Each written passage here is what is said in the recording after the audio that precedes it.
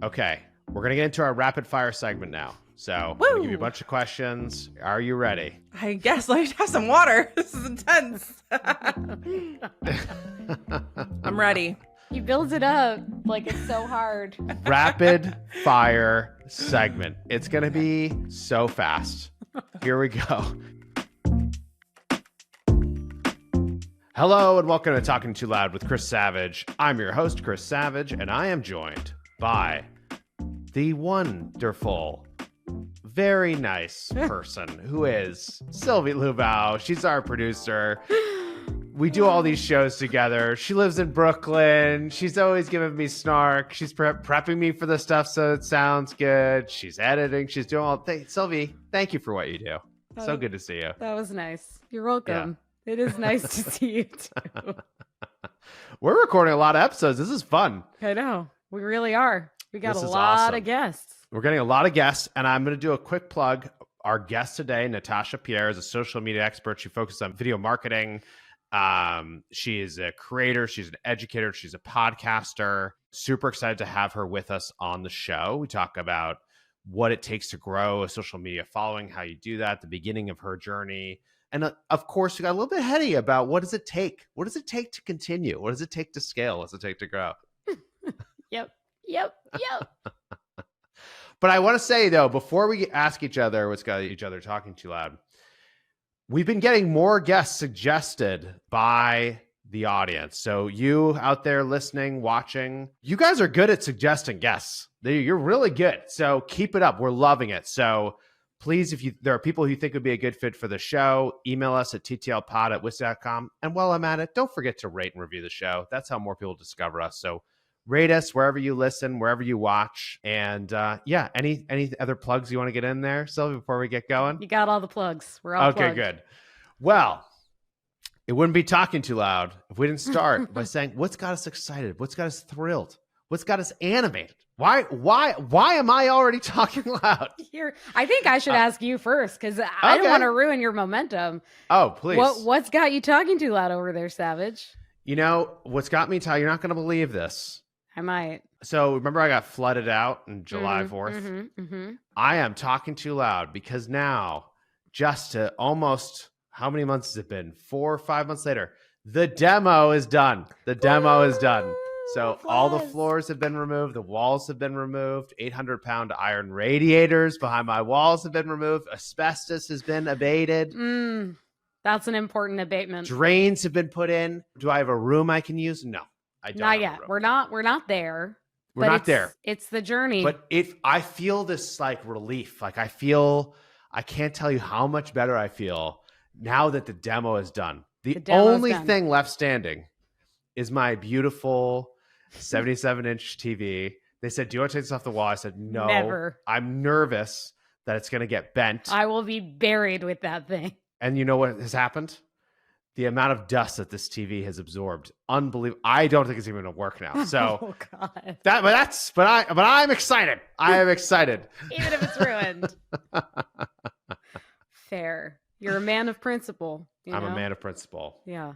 What about you? What's got you talking too loud? Mine's pretty simple and sort of seasonal, but I've been baking cookies. Oh. I've been baking cookies. Wow. And I tried this.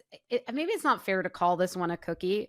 It's really like 3 ingredients. You can zhuzh it up, but okay. What are they? What's in it? Super ripe bananas, which I hate eating as bananas, but love in this cookie.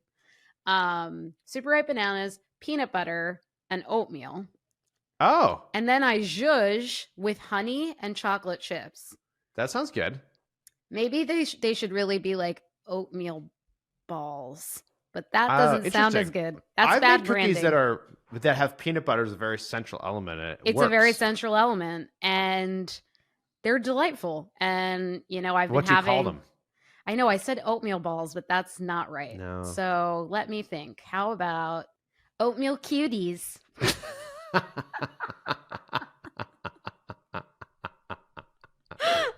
don't know why. I don't know why. I don't know why. I don't know why. Why? What just happened? I was Can this thinking- even go in? Yeah, Can this even go in the show? It could go in because let me explain. I was thinking about tofuti cuties for some reason.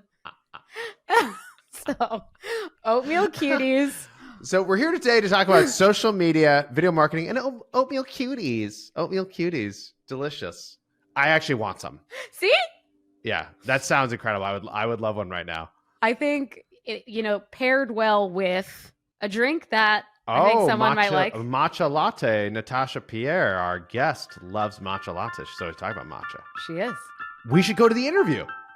Let's go there. All right, great. Natasha, so good to have you on the show. We got to connect with you at Inbound back in September. We recorded a mini episode of Talking Too Loud, and now you're back for the real thing. So, of course, I've got to ask, what's got you talking too loud? Yes, so it is a TV show, and it is Goosebumps, which you can watch on Disney Plus. And we just binged it all, and it was just so good, so spooky, funny, hilarious. They nailed it. It's so good. This is the first review I've gotten of Goosebumps, and I'm very excited. Yes. I mean, I could picture the books. I could picture a shelf full of Goosebumps. Say cheese books. and die. Do you remember that one? No. But is it like, what is the age that it is designed for? Like, is it really spooky, or like, is it going to spook out my kids? Like, what level of person is going to be spooked out by this?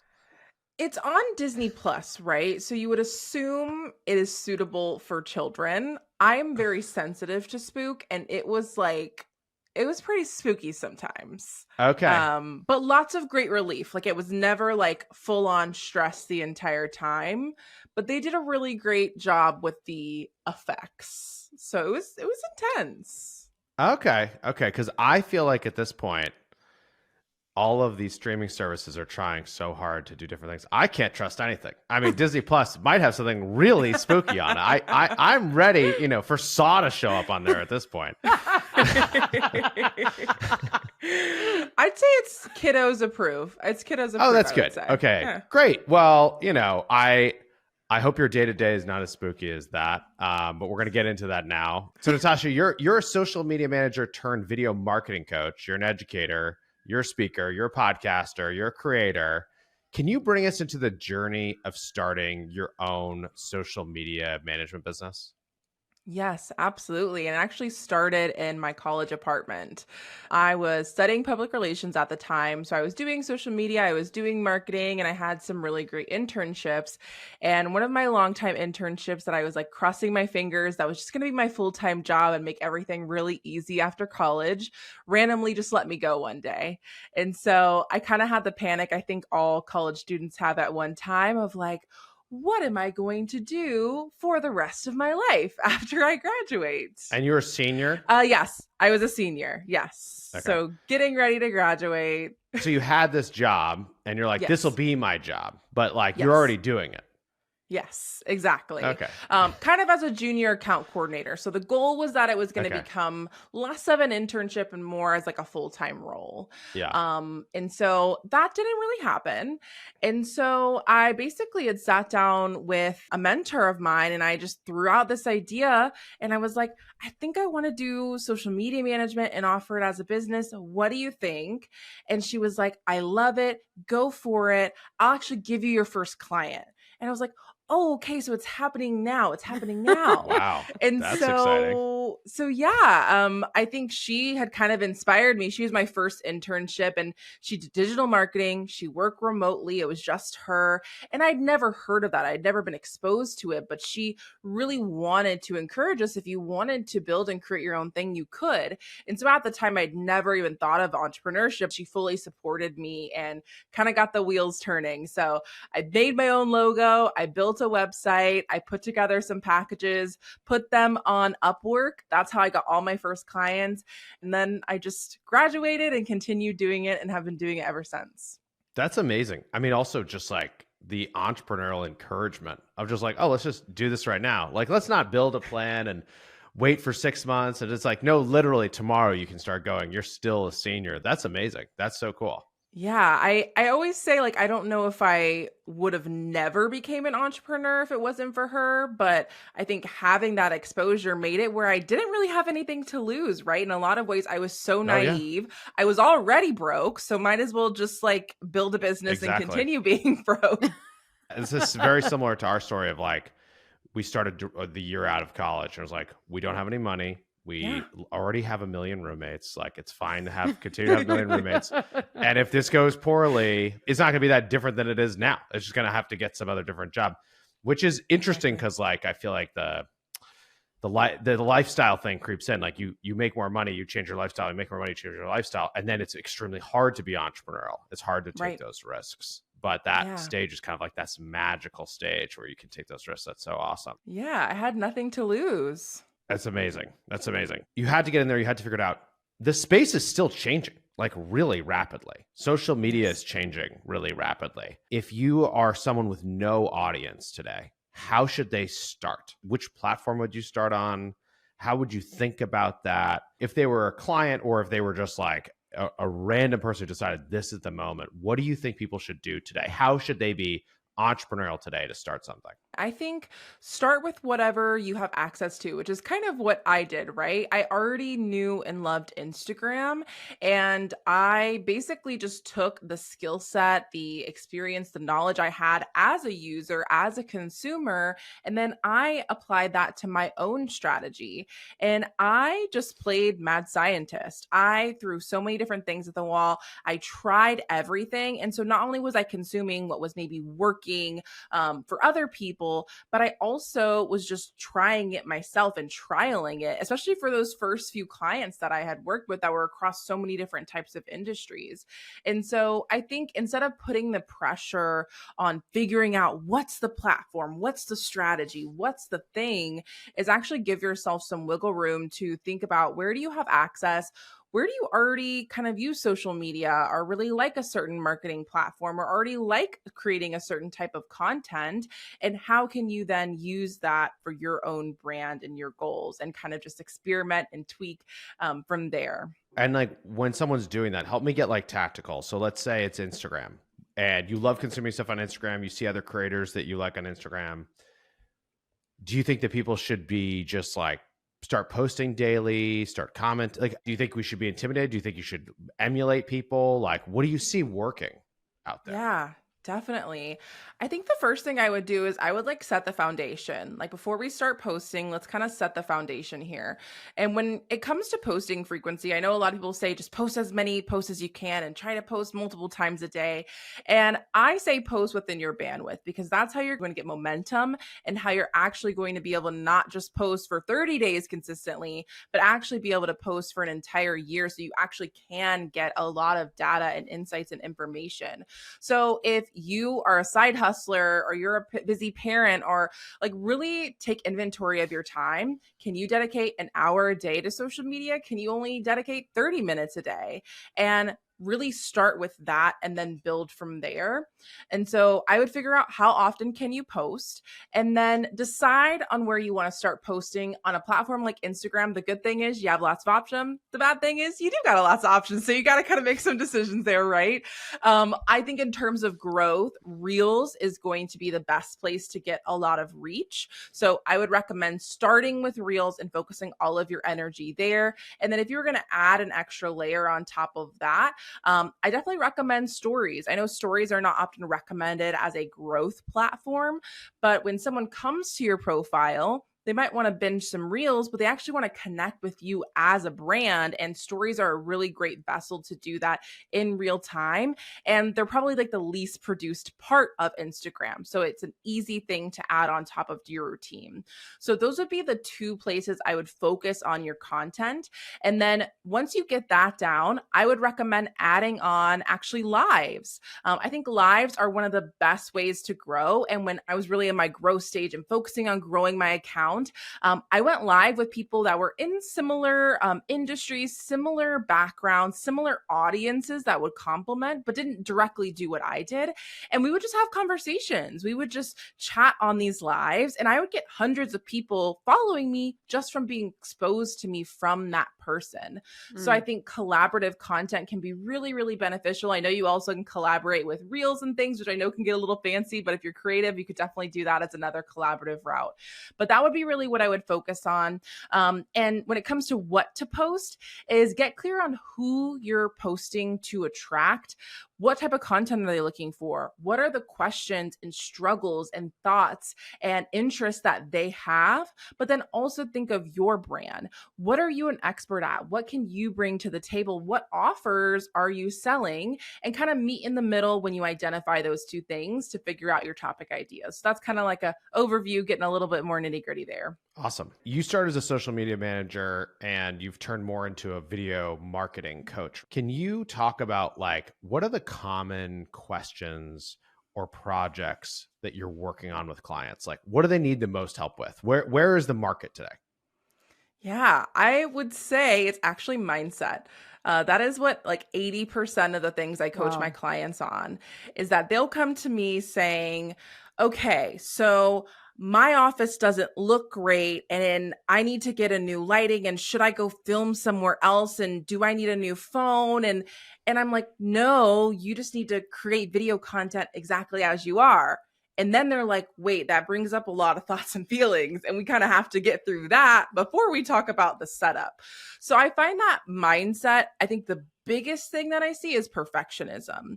And it comes from a really great point of people wanting to put their best foot forward when representing their brands. They're like, I want to make a good first impression. I want to make sales. I want to grow my account. I want to work with brands, right? And so you think I need to put out perfect content to get there. But what I see is that the intention of trying to make perfect content actually leads to not taking action, or kind of becoming like a robot and becoming so polished to the point where there's like no personality and you look and sound like everybody else.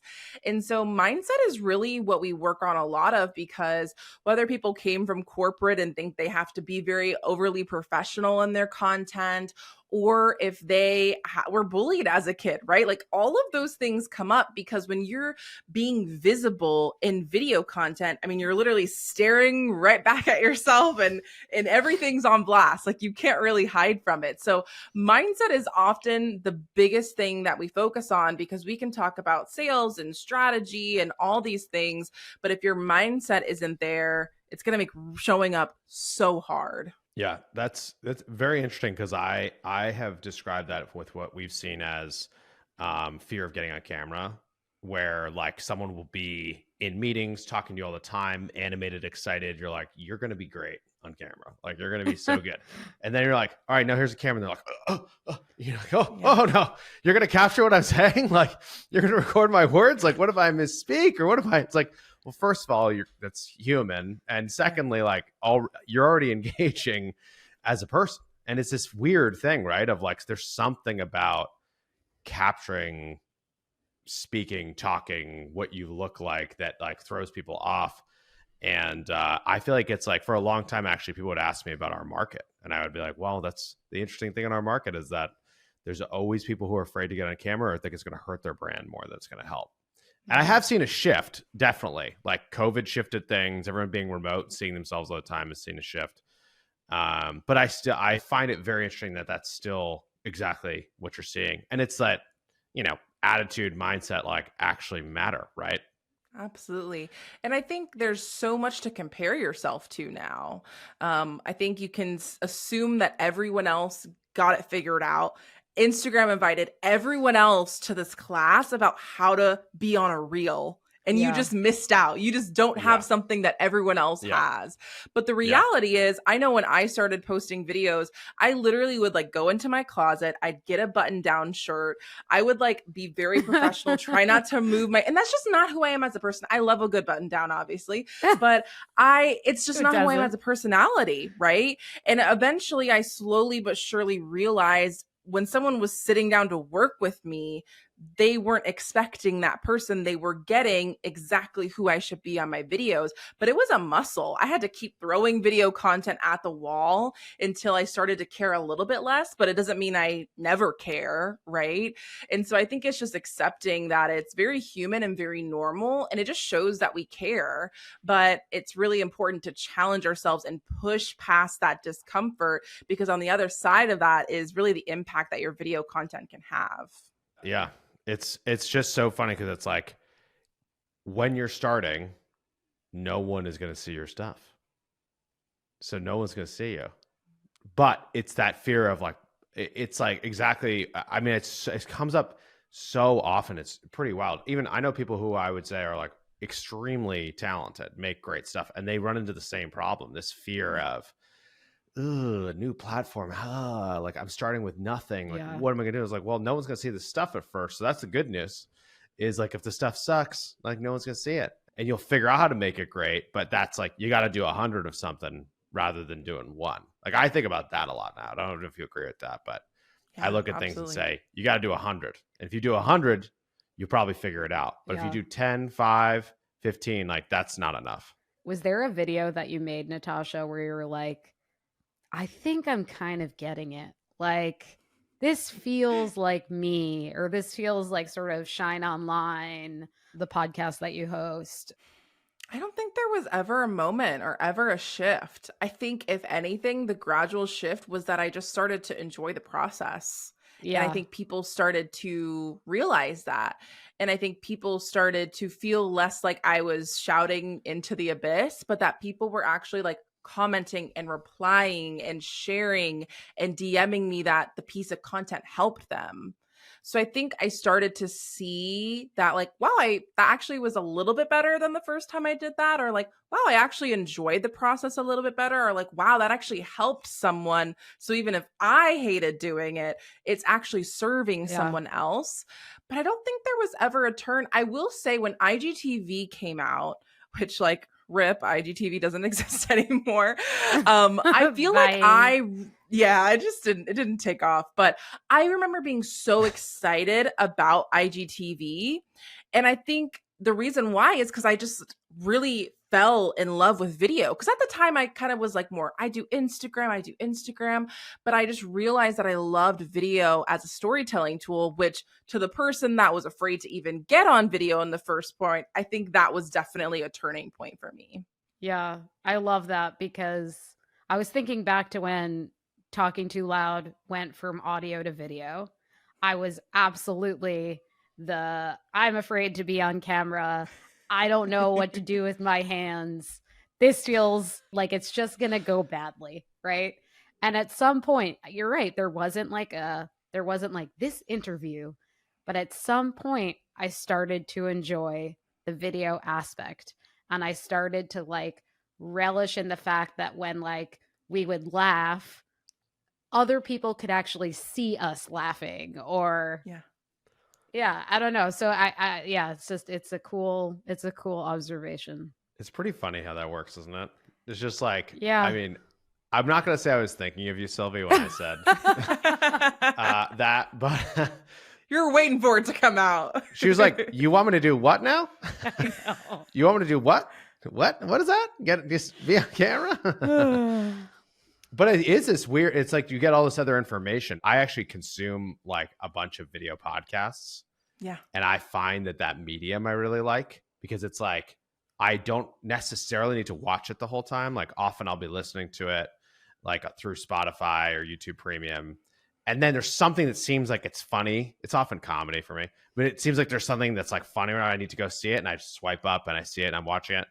And it's like, it's very nice to have that, because it's like these moments of deeper connection that you can kind of have in that you try to imagine, but it's hard to. It's hard to. Yeah, absolutely. I think there's something about feeling like you're actually experiencing the content holistically. I think audio podcasts are a really great email. Like that's content I love to create and consume as well. But when people always ask like, why video? Is it really video? Like video really? And I think I just say it's because it's just the most dynamic type of content, because you can see someone's inflection, you can see emotion, you can see movement, you can experience content in a way that other mediums only touch in one way really well. But I think that really what makes video so scary is what actually makes it so great in our strategy. Yeah. That's very well Yeah, said. we're wired to connect with people too, right? Like we're human beings are wired to like see other people. We want to be around the campfire, chatting, understanding, connecting, feeling like we know somebody. And like it's amazing that power when it starts to show up. Because as you're talking about when you first started to connect and see the social media stuff take off, it was making me think of when we first started using video ourselves. Like we're a video company at Wistia. We were really not using it at first. You know, it was like a few screencasts here or there. We were afraid to get on a camera, and we made some videos that were kind of all by accident. You know, it was like for literally to like show our friends and like family that like, hey, we're a real company type of a deal. You know, that's like, that was the actual intention. And then what happened is that people would, it was all qualitative feedback at first. It was like, oh, that was really great. Or I love that or whatever. Or I'd go to some event and someone knew who I was. Actually, I'll never forget the first time where it's like someone came up to me and they're like, can I give you a hug? I was like, what? What the hell is this? And it was just like, they felt like thankful because they'd learned a lot of stuff from the content. And like, that doesn't show up in the analytics at first, right? When it's like, oh, I got 200 views and now I got 250. You don't think of that as like 250 human beings consuming, having a relationship, caring. And when you start to think about it that way, at least for me, a lot of the numbers, they all start to change. Like it's not just 200. It's like, no, 200 people, 200 people's time, 200 people's emotions, 200 people's energy. And when you start thinking about it like that, it's like, you know, if you have 200 people who care about something, you can build a movement. But like when we just are obsessed with like the creators who are already successful, it becomes very hard to imagine how you can get to that place. Definitely. And another thing that I actually hear come up quite often is people have the thought of, well, no one's seeing my content, so what's the point? And I think, well, I'm like, is no one really? Or did like 100 people see it, which is very much not no one. I often think sometimes people are looking outwards. They're looking for more without seeing what's right in front of them. And I think when that shift happens, you actually build community with the small audience that you do have, which is what will always help you grow bigger. The best way to grow bigger, at least. It's so simple, but it's so hard, right? Why is it so hard? Why is it so hard to do? They're visual. I mean, literally the numbers are like visually on our profile, right? This many followers, this many views, this many shares. I mean, it's like, of course, the social media platforms are wanting us to see these metrics and chase them. But I think that just shifting what we're actually looking at as success on social media can make showing up feel a lot more impactful than I think a lot of people have actually experienced right now.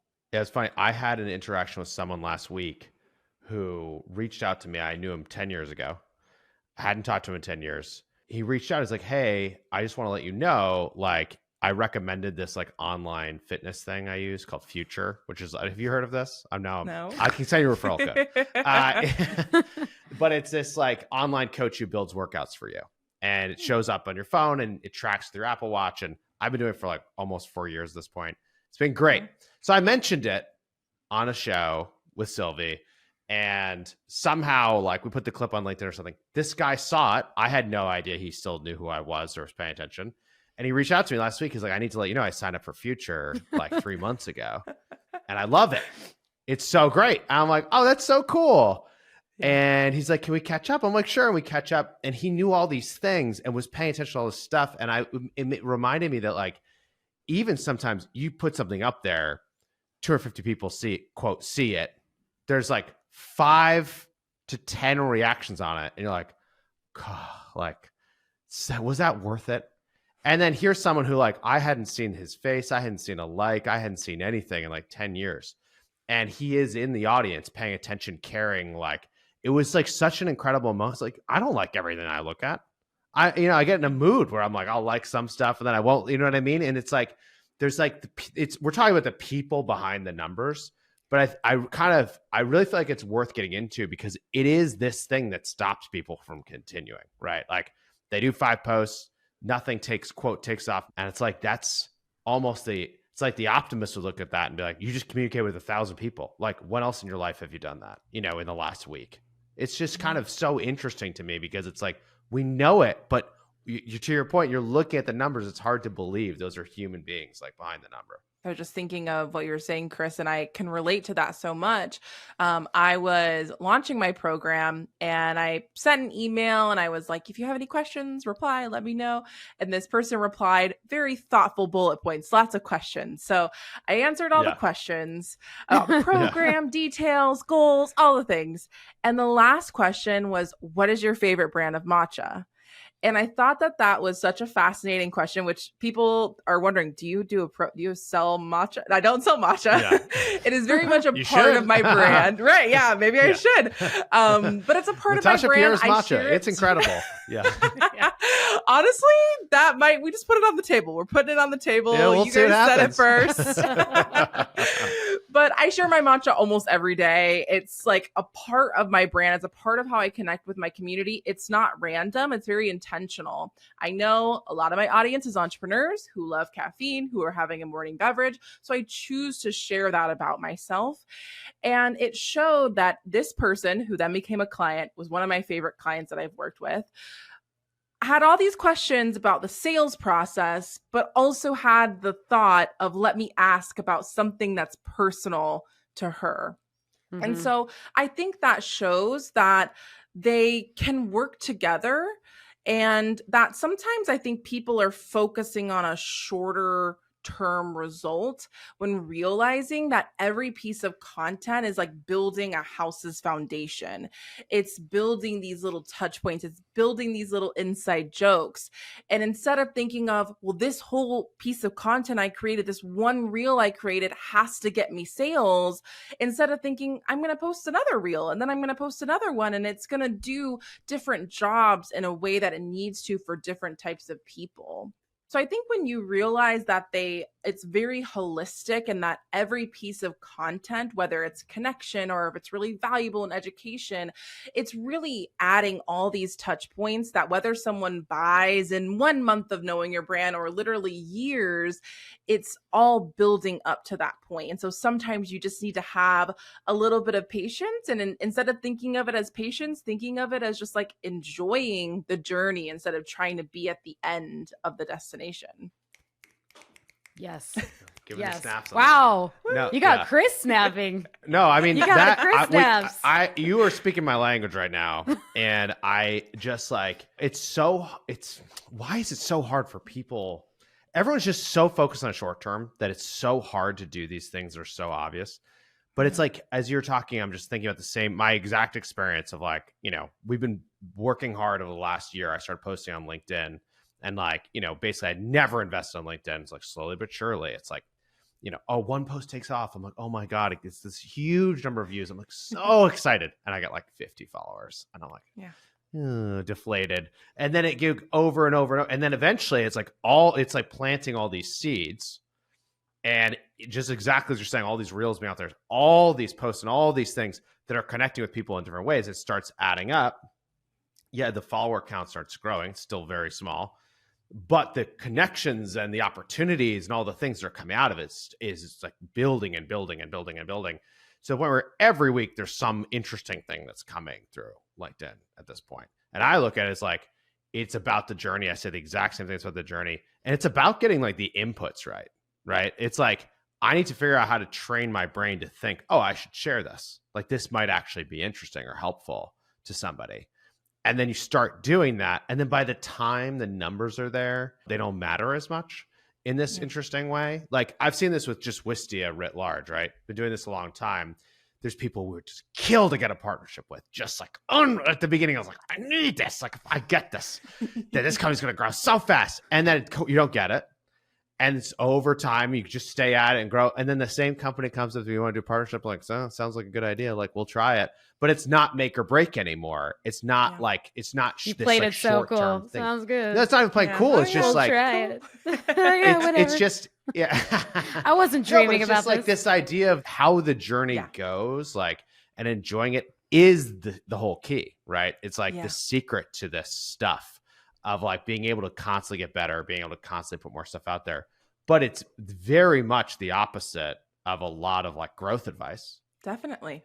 It's like, growth hack your way as fast as possible to success. It is not like compound over a very long period of time, very thoughtfully, in a way that you actually care about how you're doing it. And then by the time it's really going, you're like, each individual thing doesn't matter that much, which is very counterintuitive. So I just find it so interesting because like, I don't know, this is not stuff that people usually are. This is the nitty gritty you can't read in a post, right? Like, this is the thing you can only hear the emotions and all that stuff like in a podcast versus like, you can't put this in 250 characters and have someone like really get it. Yeah, definitely. And I think to your point, I was thinking, I mean, as a social media manager, when I first started out, of course, I felt like I had to get my clients those numbers and those results that people had. And I felt insecure if I didn't have those numbers, let alone if my clients didn't. Yeah. And I think the shift that really was helpful for me was really detaching myself from my content and like putting the pressure on every piece of content. I think I could be proud of it. I could be excited about what I shared, but not obsessing over everything that we create and do, which I feel like also ties back to what we were talking about before about the perfectionism, right? If I'm like, oh, well, this is just one video I'm posting and I know I'm going to post more, then who cares if my lighting was like, who cares about that type of thing? Because I know I'm continuing to show up. And so I think it's something that doesn't happen overnight. Like we've all gotten to this point in the conversation because we've had to challenge what actually we think, oh, we need to have viral views, we need to get more followers. We've challenged those thoughts and we start to kind of be like, actually, I don't think that's what we want. And we can kind of change our perspective there, but it doesn't happen overnight because I'm guarantee you right now, you can go on your Reels tab or anywhere. And if you're looking for advice on Reels, it's going to be how to go viral, how to get this many followers, how to get this many views, how to blah, blah, blah, blah, blah, which everyone's sick of, right? So I think we can start to rebuild what we want that type of success to, what that metric to be on social media for all of us. Now I'm snapping. I like that. Rebuild the metric. Rebuild that metric. Success metric. Yeah. Sylvia always wants to do metrics. No, I don't. Okay. That's the point. Let's translate this a little bit to like B2B. What is your advice for B2B creators, for B2B businesses? Like, how should they think about video today? And specifically social video? Like, what do you think where should they be putting time and effort? Where should they try to compound their effort? Yeah, definitely. I think one of the biggest things is sharing the why you answer. Because I think when it comes to B2B, there's usually a lot of different solutions to the problem that you're solving. But that's really where I think your content can share. Why is your process different? Why are you an expert in a very specific area? What makes your company or your team or your product just different or better or innovative for solving that problem? And I think that can be from kind of behind the scenes. It can be more explainer type content. But I think I found that is like the most impactful for B2B brands because you're really showing the value and expertise of what you do, but really highlighting what is usually the differentiating fact of like, but why you over the other solutions? What do you think about B2C? Obviously, so many more products, so many more companies. We're discovering them through creators. B2B, not as many B2B creators today. For sure. Yeah. There's like not as many people. Individuals. Okay. Yeah. There's not as many people I feel like who are like out of college or in college. Like, I'm going to be the Yeah. B2B creator for this like it's like not doesn't happen in the same way. It's like, well, on the other side, it's like I'm a creator, like any B2C product could sponsor me, endorse me, what have you. How do you think about this difference? Because and I'll give you my opinion. I'd love to know what you think. I guess that probably makes more sense than like burying the lead. I look at it and I'm like, we are getting trained through social media that like I have a relationship with Natasha. She's always showing me, you know, all these different parts of her life. If you recommend a matcha, I'm probably much more likely to actually try one than someone who doesn't talk about it, right? Yeah. And like much, much, much more. And I ask people where they hear about products. They're constantly telling me, it's, oh, this fitness influencer, it's this music person, it's this podcast person. It's all these different specific things. That's like changing our behavior. And then B2B, that's not really happening yet. And I think that's a really big opportunity, but it's confusing about how to get there because where are all these B2B creators, you know? Yeah. And I'd love to know your thoughts on this. Yeah, definitely. And I think at the end of the day, creators bring a layer of social proof that other elements just can't. Like you could have a matcha brand that has the best reviews, but a creator saying I use and love this matcha is just a different type of social proof. And so I think for B2B brands thinking of working with creators, of really thinking of it in that way, because the important element of social proof, even for B2B brands, is that there has to be trust with the creator that's actually creating the content and their expertise, which I think is how it can tie into a B2B brand of like, oh, they're an expert in this industry, in this area, and they can back this brand, which builds the social proof. So it's less of this, I use this and love this, but more of like, I back this because of this company's values or for what they've built or for whatever those elements are. I think that's really the play that creators can have. And I think in a lot of ways, a lot of creators are kind of, what we think of a creator now is more of like an influencer or a blogger and this like lifestyle element. But what I really see and am predicting for creators is that they're going to come from more of a thought leadership or an educator or a speaker type of angle, where it's more of these like really industry experts that are able to deeply recommend these brands. And so I think it's a different type of creator than maybe we're used to and accustomed to. Yeah. Which to your point, I think is such a really big opportunity for people that are established and already creating content for themselves and could easily do it for brands and partner, but also a whole new field in itself. Yeah, it's super exciting. It seems like there's going to be a ton of change and opportunity there. Yes. Okay. We're going to get into our rapid fire segment now. So I'm going to give you a bunch of questions. Here, are you ready? I guess let me have some water. This is intense. He builds it up like it's so okay. hard. Rapid fire segment. It's going to be so fast. Here we go. What is the best advice that someone has ever given you? If you know more than someone else, then you are an expert and you should share it. If you could trade places with anyone for a day, who would it be and why? I'm just going to say the first, because it's rapid fire, I'm going to say the first thing that came to my mind. Yeah. I was like, my dog. That was the first thing that came to my mind. I was like, that's the third time. This is the third time we've had the third time that has been suggested. Yes. Well, I'm sorry. I'm just interested. No, my dog doesn't amazing. bark. So you want to just see what their life is like? Yeah. I just want to know. Tell me more. I just want to know what it's like. Yeah. I just want to know what it's like. I just want to know. I'm very intrigued. Yeah. All right, here we go. Next question. Name something you're low-key good at. Ooh. Ceramics. I started this summer. I was like exploring hobbies. And one of the things I wanted to do was take a ceramics course. And I very much went into it of like, I'm okay if I'm bad at this because I just want to do it for fun. But I think I'm like pretty decent at it. So I love the wheel. All right. Okay. Yeah.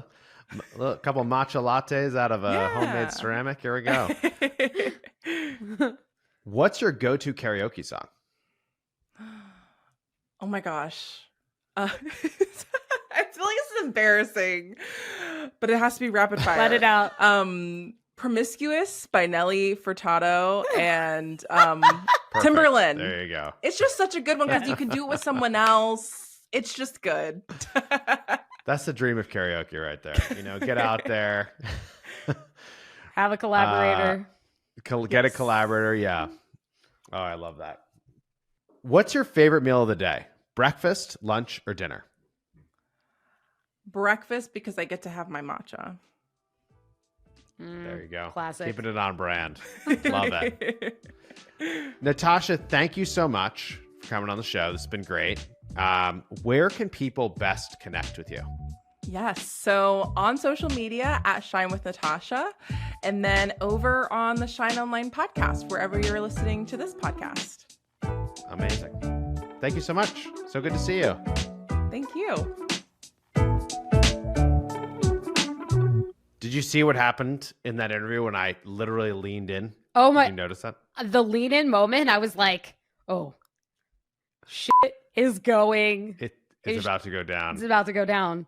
Yeah. You went leaned out. Just funny. People tell me that I can't hide the emotions on my face, and I don't think I can. And it was just like, we're talking and we're getting into it. It's like, then this specific thing just resonates so deeply because I feel like everyone's so short-term focused, right? Everyone's just trying to do the thing that's going to make the next week work.